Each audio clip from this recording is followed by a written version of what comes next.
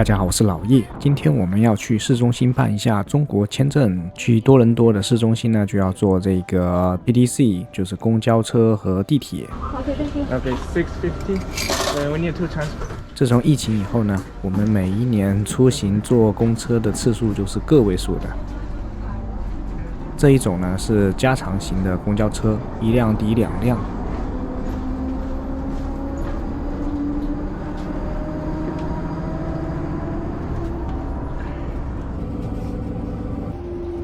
因为现在是早上7点半，人还不是很多。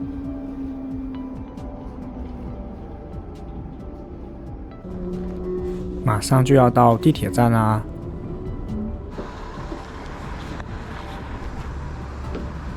然后就要一直往下坐电梯和走楼梯。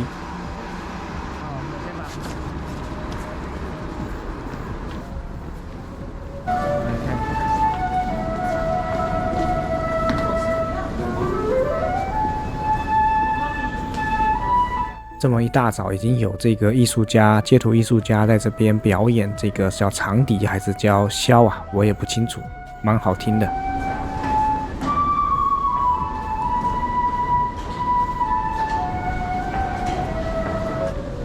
地铁要下好几层，下到地底很深的地方。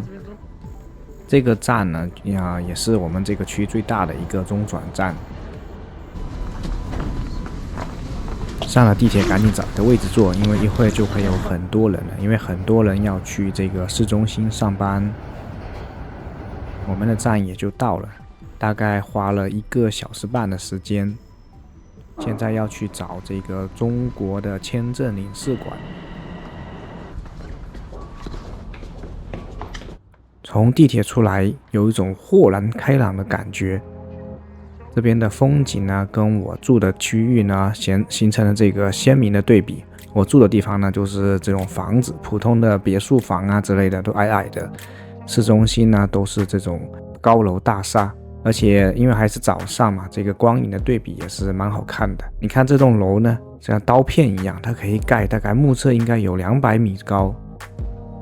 中国签证中心呢，刚好就在地铁出口附近，还是比较方便的。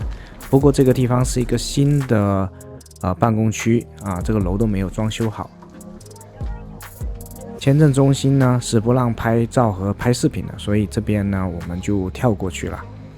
大概过了40分钟就办好这些签证的后续问题，找一个没人的小公园。到这边空地这边飞一下无人机，风景一定是很好看的。来，我们一起看一下吧。平时我都是在比较空旷的地方飞，在这么多高楼大厦的地方呢，飞行我应该要很小心，毕竟没有什么经验嘛。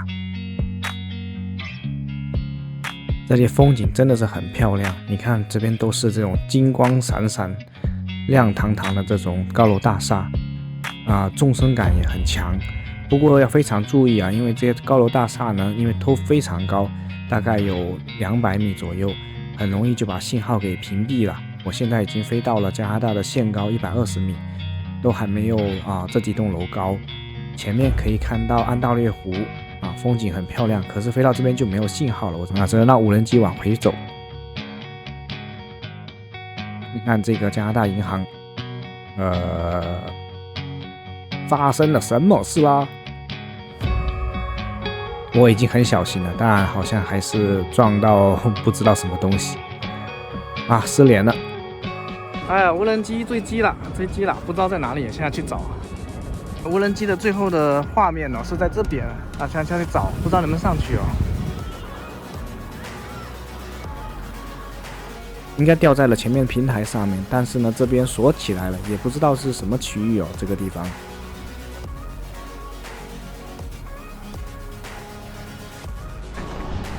看看能不能到建筑里面再上来。就在上面，确定？应该是，你看。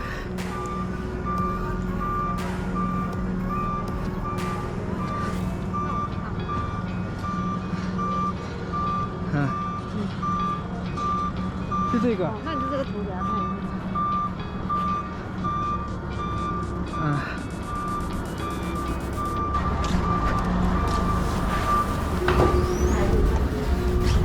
Excuse me, sir.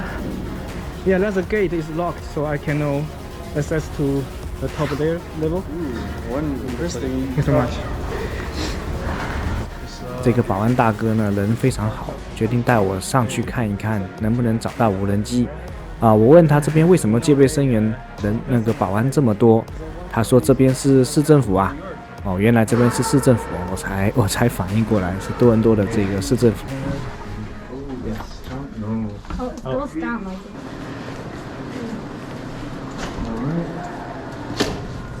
Okay.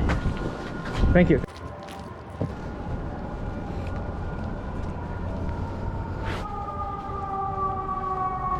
我们不停的在对照无人机坠机之前的视频，这边有国旗，还有这种墙，找了很久呢，都没有发现无人机的踪影和残骸。这个保安大哥也陪了我们大概有半个小时，最后实在也不好意思麻烦他，我又认真分析了一下坠机前的每一帧视频。这个最高的建筑呢，上面有一个标志，一个椭圆形的标志。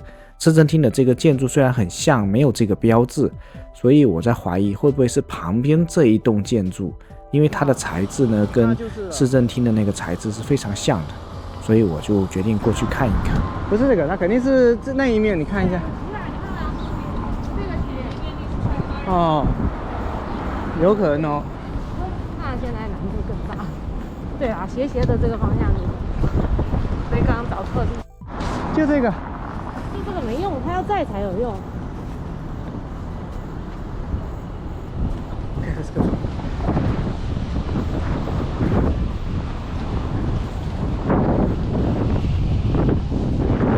哦，在这里。我操！摔得稀烂哦！啊，找到了，找到了。那个。就从这掉下来的，那个翅膀，还好没掉进去啊。靠，里面要剪吗？要。好惨哦。还好了，尸体没有。我来拍一张。我来拍一张。彻底报废了。对啊，还好啦，捡回来就好了。捡回来了，来拍一张。T 卡在里面可以。好惨哦 ，CPU 都掉出来了。我的 ND 滤镜都摔掉了，靠！真的是。还好买了保险，可以回家做返修，希望一切都会快点好起来。那我们下个视频再见喽，拜拜。